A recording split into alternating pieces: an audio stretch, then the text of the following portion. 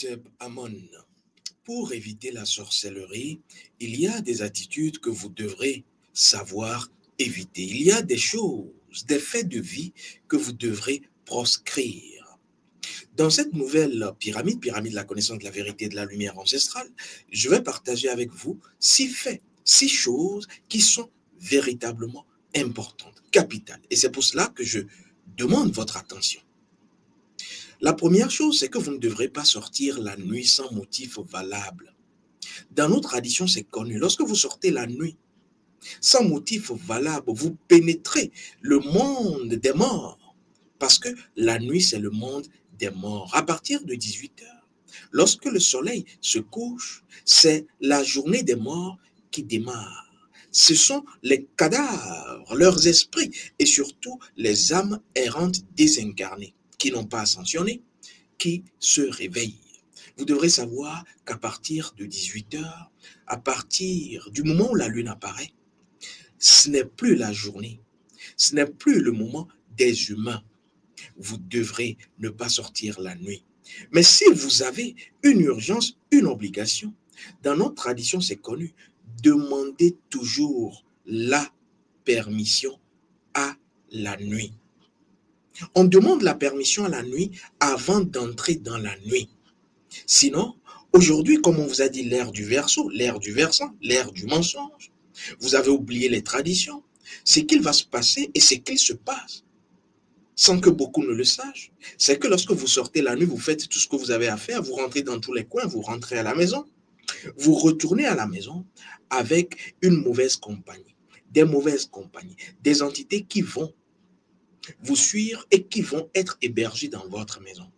Pourquoi? Parce que vous avez fréquenté le monde de l'invisible.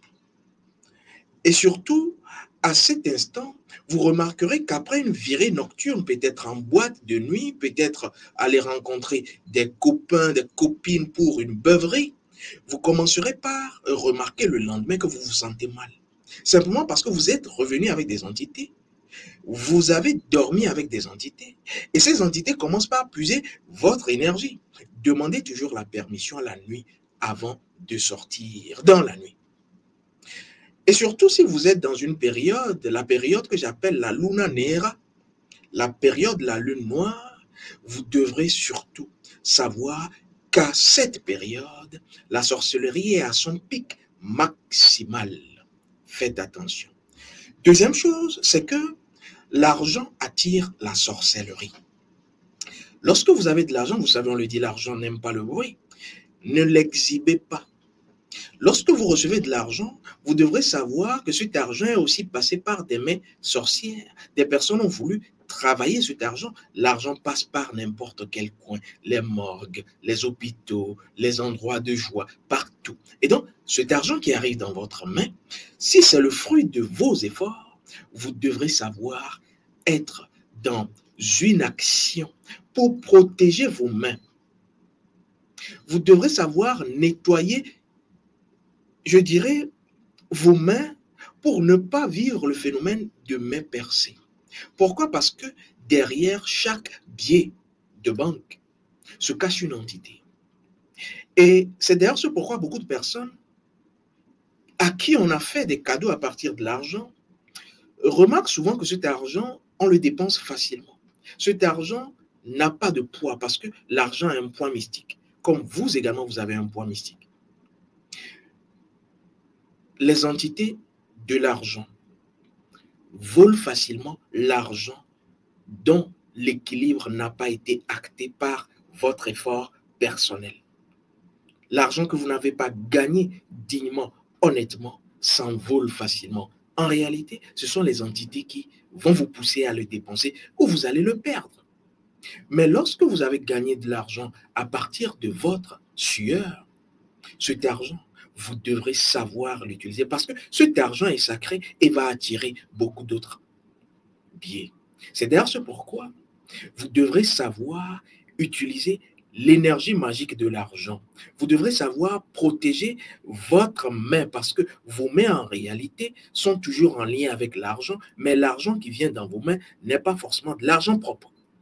Et donc, arriver une fois dans votre main, que ce soit votre salaire, que ce soit de l'argent que vous avez déjà, vous devrez savoir créer la maison de l'argent.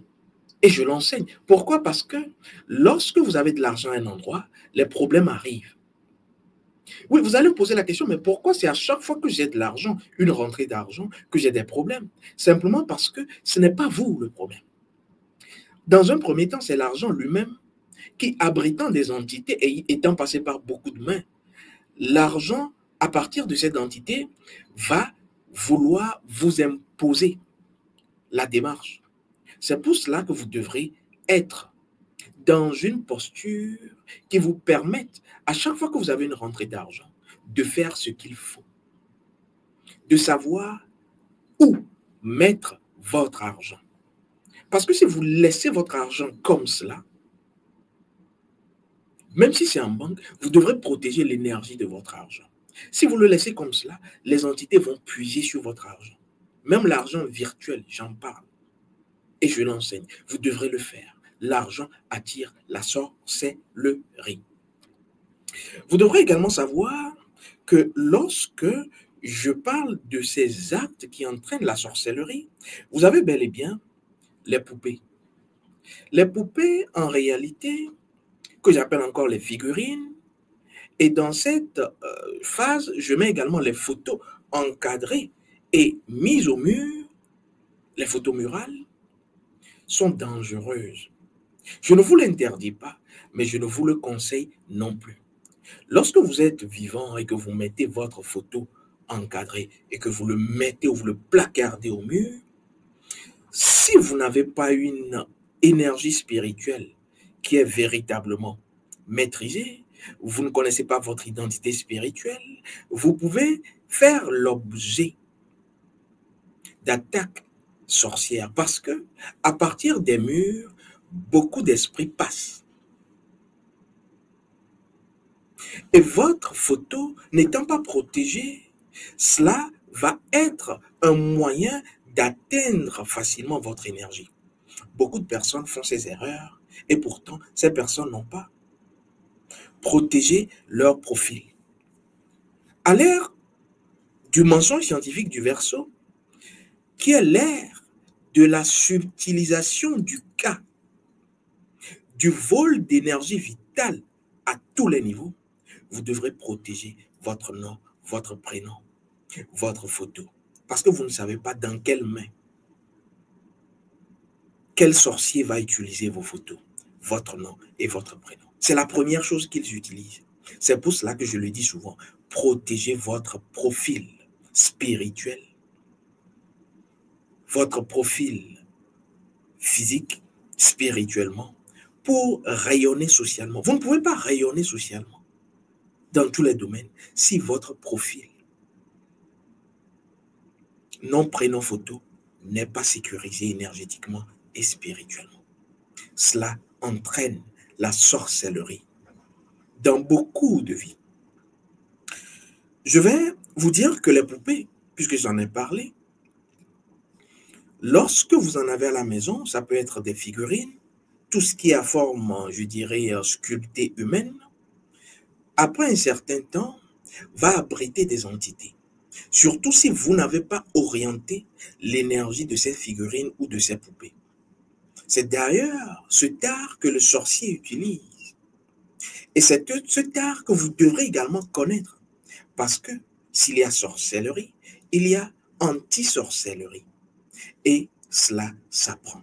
Lorsque on parlera de poupées magiques, comment est-ce que un sorcier, depuis sa case, son lieu d'habitation, va prendre une poupée et permettre à cette poupée, cette figurine, de pouvoir répondre à ses volontés et agir sur votre corps. Il casse le bras de la poupée, vous aurez un accident au niveau du bras. Il perce le cœur, vous aurez un problème au niveau du cœur. Comment est-ce possible? Et pourtant, il ne vous a pas touché physiquement. C'est simplement parce que derrière tout ce qui a une forme, il y a une vibration. Et lorsque vous ne maîtrisez pas l'art de la combinaison magique vibratoire des forces, puisque vous êtes une force. Lorsque vous ne savez pas vous-même utiliser une poupée, une figurine pour agir sur vous, l'autre le fera. C'est d'ailleurs ce pourquoi l'art de contre-attaque, l'art pour protéger son énergie, son âme des sorciers, ce art utilise les poupées, les figurines. Et c'est un art très ancien. Et c'est un art toujours actuel. Parce que la force réside dans ce qui a été. Pas dans ce qui est, dans ce qui a été. Et vous devrez apprendre à utiliser les figurines, à vous guérir à partir des figurines. Et beaucoup de personnes qui ont appris cela, à qui j'ai montré comment cela se passe, ça c'est lorsque vous cherchez à protéger votre profil, ces personnes ont commencé par remarquer que dans leur vie, les autres qui étaient entre guillemets les ennemis, désormais lorsque ces personnes les voient après avoir pratiqué ce art-là, anti-sorcier, les personnes n'arrivaient plus à les fixer dans les yeux. Pourquoi? Parce que il y a des clés.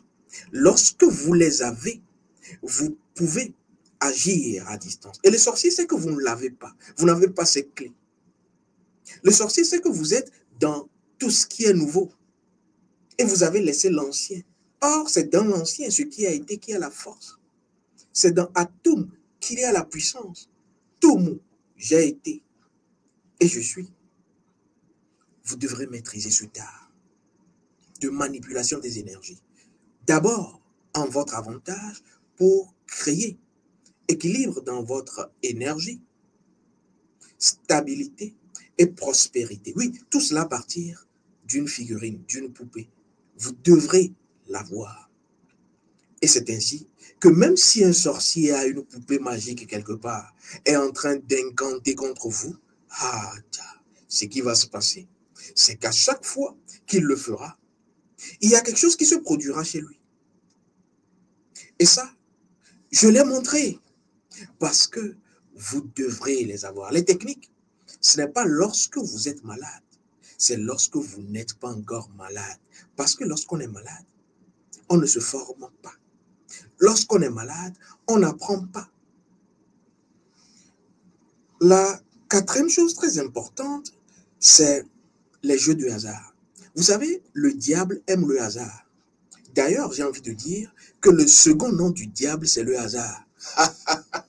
Oui, le second nom du diable, c'est le hasard. Faites attention au hasard. C'est pour cela que l'initié dira, le hasard n'existe pas. Lorsque vous commencez par savoir que le hasard n'existe pas, vous allez remplacer cette forme d'énergie utilisée par le diable et son suppôt, le sorcier, par l'énergie divine d'Amun-Ra. Et c'est à ce niveau que toute la magie se passe. Les jeux de hasard, je ne les interdis non plus. Mais je ne vous conseille pas l'addiction aux jeux de hasard. Beaucoup de personnes ont commencé sans vouloir être addictifs aux jeux de hasard. Et aujourd'hui, il y en a beaucoup. Vous remarquerez que l'ère du Verseau fait tout, rivalise d'idées subtiles pour vous créer d'autres jeux de hasard où vous allez bêter. Faites attention. Commencez, mais sachez vous arrêter. Mais pourquoi les gens n'arrivent pas à arrêter? C'est simplement parce que la sorcellerie est devenue mondiale. La sorcellerie est devenue un mode de vie. Et les Africains, je vous le dis encore, les Afro-descendants, les Kémites, sachez que la première maladie de nous noirs, c'est la sorcellerie. 99% de nos maladies, c'est la sorcellerie. C'est pour cela que vous devrez faire très attention. La sorcellerie est une maladie. Vous devrez le savoir. Si ces personnes n'arrivent pas à arrêter, ce n'est pas de leur faute. C'est parce que derrière tout jeu de hasard se cachent des entités. Pourquoi? Parce que je vous ai déjà parlé de l'argent qui est lié à des entités sorcières. Lorsque vous ne savez pas gérer votre argent spirituellement, protéger votre argent spirituellement, vous aurez des trous, je dirais, mystiques dans les mains. L'argent vient, ça sort. Ça ne reste pas. Simplement parce que vous ne faites rien de votre argent. Et ça, il faut l'apprendre. Il faut savoir le faire. Et donc, l'argent étant lié au jeu de hasard, parce que c'est pour cela que la personne joue, les mêmes entités de l'argent vont posséder la personne parce qu'il y a une volonté, une émotion derrière chaque tentative de jeu de hasard. Et le sorcier aime ça. Lorsque vous utilisez vos émotions, parce que c'est de l'énergie en mouvement, immotivé. Et c'est pour cela que, pour gérer votre émotion, vos émotions, ce n'est pas à l'extérieur, mais c'est plutôt à partir de vos corps, les 9 corps que vous devrez activer. Et lorsque vous savez utiliser les divinités, vos divinités, vous commencez par être en réalité sans émotion. Lorsque vous avez des émotions, ce ne sont plus vos émotions, mais c'est l'émotion de vos divinités, c'est l'émotion de votre énergie spirituelle. Mais quand le corps a des émotions, le sorcier, il aime ça. Et derrière, il y a quelque chose de très fatal que les personnes qui jouent au jeu de hasard font et qui créent leur addiction. Elles attendent, elles espèrent. Le sorcier n'espère pas. Le sorcier agit. C'est pour cela que l'initié sait que toute personne qui espère a échoué. Mais toute personne qui a la certitude, qui sait, gagnera toujours, vaincra toujours. C'est pour cela que Osiris est éternel. Parce qu'il est la victoire certaine. Il est la certitude victorieuse. Et à partir d'Isis, la magicienne, il opère la magie. Et donc c'est pour cela que je vais vous dire, lorsque vous attendez un gain, vous attendez un salaire, vous avez soif de quelque chose, le sorcier aime lorsqu'on a soif, parce que vous assujettissez votre énergie. N'attendez rien, n'espérez rien. Utilisez votre force magique. Utilisez votre étoile. Protégez votre étoile. Et vous comprendrez que tout en réalité n'est qu'un accomplissement de votre destin, n'est qu'un accomplissement de votre mission d'âme, qui n'est pas la mission d'incarnation, qui n'est non plus votre don. Je vais vous l'expliquer. Et donc, faites attention au jeu de hasard. Je vais vous parler d'un autre élément, ce sont les livres. Ah oui, laissez-moi vous dire, beaucoup de personnes pensent que les livres, en réalité, sont des objets, c'est-à-dire on peut déposer. Faites cette expérience. Une expérience que j'ai commencé à faire lorsque j'avais 18 ans. Oui, faites-la. Prenez un livre religieux, n'importe lequel, mettez-le à côté de votre oreiller, même pas sous l'oreille, à côté de votre oreiller, dormez et regardez ce qu'il se passe. Le lendemain,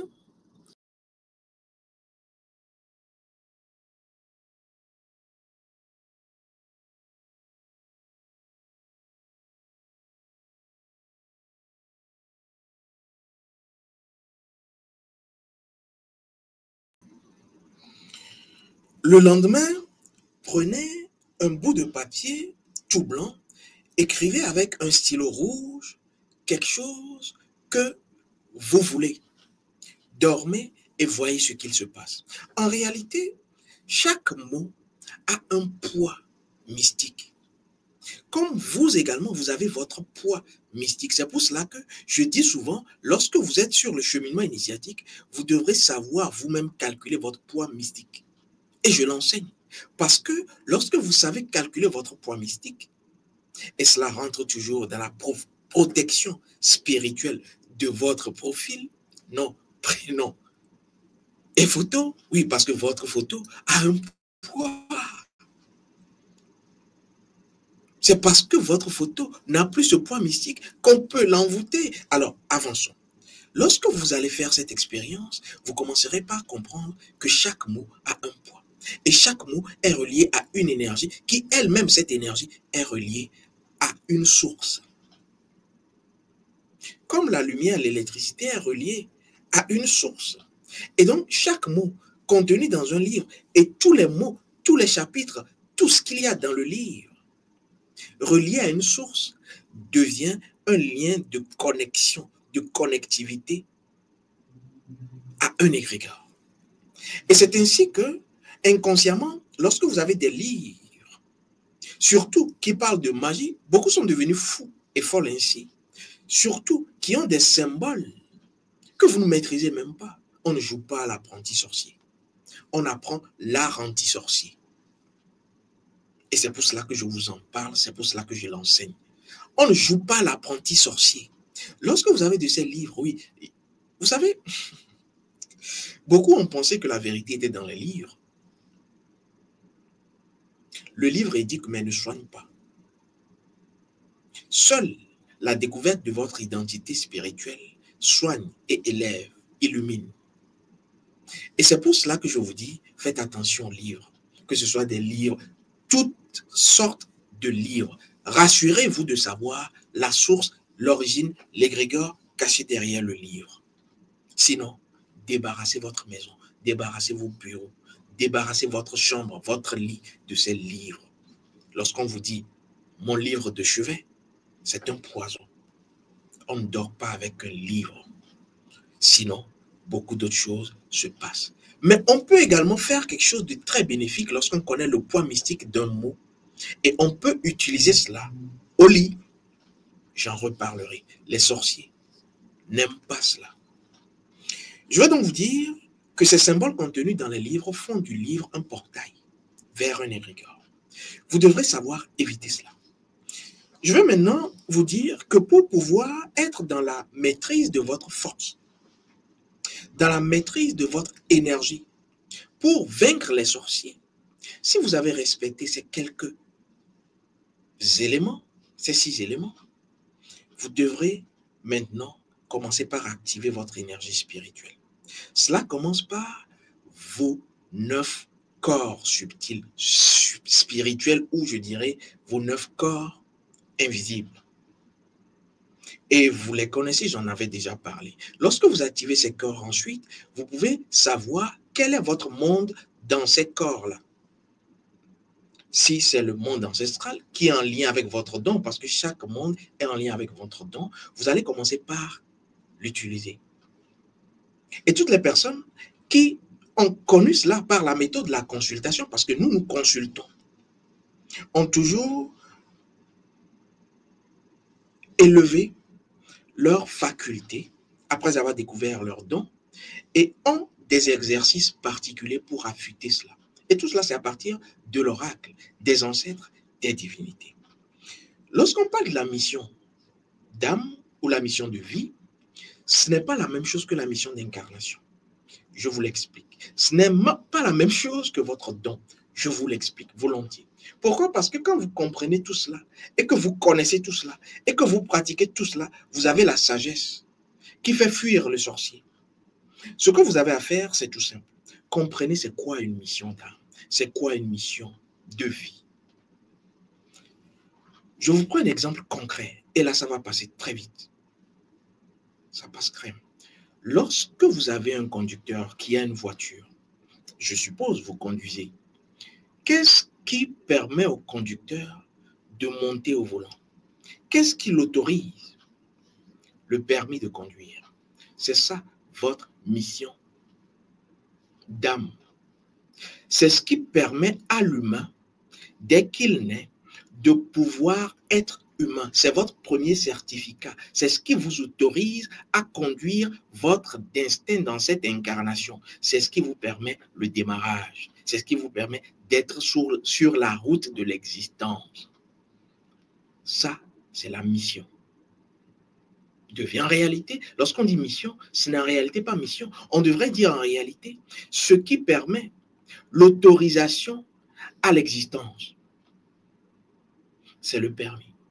Maintenant, lorsque vous êtes dans le véhicule, vous devrez savoir conduire. Et chaque conducteur n'a pas la même façon de conduire. Et donc, chaque conducteur a sa force. Il y en a qui sont très vigilants. Et donc, c'est une force, c'est un talent, c'est un don. Et donc, c'est différent de la mission. Il y en a qui ne sont pas très attentifs sur le volant, mais qui sont très agiles, qui ont des réflexes rapides et donc peuvent esquiver un accident. C'est une autre force, c'est un don, c'est un talent. Et donc, c'est cela, la force, la faculté, la capacité de votre âme qui va permettre à ce que, après votre mission d'âme, qui n'est pas la mission d'incarnation, vous allez utiliser la faculté, le don spirituel pour pouvoir conduire le véhicule. Et maintenant, lorsque vous avez utilisé cela, la faculté, le don exploité que vous connaissez, permettra maintenant d'être dans la mission d'incarnation. Qui est encore le destin? Qui est encore la destination? Qui est encore l'objectif ultime de votre vie? La mission d'incarnation n'est pas la mission de vie, la mission de l'âme. Ce n'est non plus le don spirituel. Faites très attention parce que lorsque vous n'avez pas toutes ces informations et lorsque vous n'utilisez pas les bonnes méthodes, vous allez vous fourvoyer et vous aurez aggravé votre cas. Tout est choix dans la vie. Lorsque vous faites le mauvais choix, vous avez les conséquences. Vous savez, lorsqu'on parle de sorcellerie, de sorcier, le sorcier n'aime pas celui qui s'est découvert. Le sorcier n'aime pas celui qui connaît ses ancêtres. Le sorcier n'aime pas celui qui connaît les divinités et qui est en lien avec les divinités. Parce que le sorcier fuit les divinités parce qu'il travaille avec les entités. Et donc, lorsque vous voulez connaître votre mission d'âme, qui est différente de votre don, qui est lui-même différent de votre mission d'incarnation, il y a encore d'autres détails. Je vais vous en parler plus tard. Par exemple, la mission de responsabilité familiale. Lorsque vous connaissez tout cela, vous débloquez une énergie. Et tout cela, vous ne pouvez pas vous-même le savoir. C'est pour cela que vous devrez aller à la consultation spirituelle. Et la consultation spirituelle est différente de la vision. Dans notre tradition, il ne s'agit pas de vision. Non, je ne peux pas connaître ma mission à partir d'une vision. D'ailleurs, le sorcier travaille à partir des visions. Vous-même, vous avez des visions tous les jours. Lorsque vous dormez, vous rêvez, c'est une vision. Et vous pouvez vous tromper. Combien de rêves sont restés incompris dans votre vie? Et comment pouvez-vous découvrir votre mission, votre don à partir d'un rêve, à partir d'une vision? Parce que disons la vérité, une vision, c'est un rêve. J'ai vu. Cela ne veut pas dire que c'est la vérité. Et c'est à ce niveau que vous devrez faire très attention. Tout le monde a des visions. Lorsque vous ressentez, lorsque vous avez une intuition, c'est une vision. Mais comment ça se passe dans notre tradition? Parce que c'est ce qui est très important. Vous devrez chercher la personne qui est en connexion ou qui a pour vocation le contact, la connexion avec les ancêtres et les divinités qui constituent l'oracle. Et c'est à partir de l'oracle, le vrai, pas la pacotille entachée de sang et de coquillages, le vrai qui vous permet d'avoir toutes les informations de votre vie.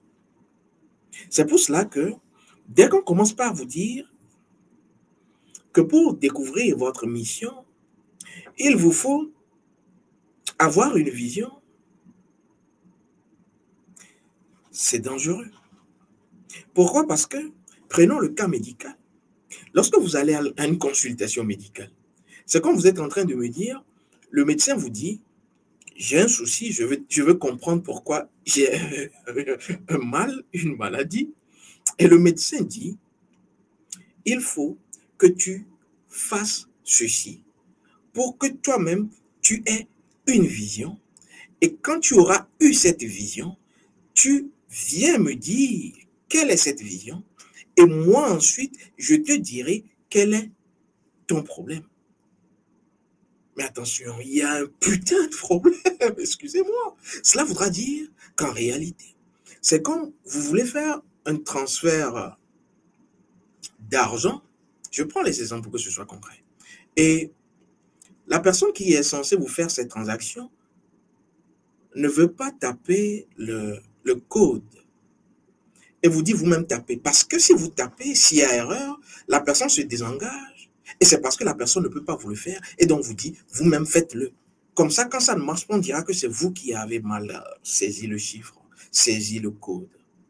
Pourquoi? Parce que si vous avez le code, votre mot de passe, et qu'on vous le donne, et que c'est ce qui est censé débloquer votre puce ou votre téléphone, ça ne dépend plus de vous. Tel code, s'il est dans la vérité, le téléphone se débloquera. Ce n'est pas vous. Si le téléphone ne marche pas, ne se débloque pas, c'est que le mot de passe est erroné. Et aujourd'hui, beaucoup de personnes tombent dans ces travers. Lorsque vous allez en consultation, ne dites rien. Lorsque vous allez en consultation, c'est pour qu'on vous donne des informations. Parce que celui qui consulte, ce n'est pas celui qui vous donne les informations, mais ce sont les ancêtres et les divinités. Et donc, quand on n'a plus d'ancêtres, on n'est pas avec les ancêtres et qu'on n'est pas avec les divinités, on ne peut pas consulter. On vous dira, vous-même faites-le. Et c'est ce qui va aggraver votre cas parce que derrière, vous êtes en lien avec des égrégores inconnus. Et le sorcier, il aime ça.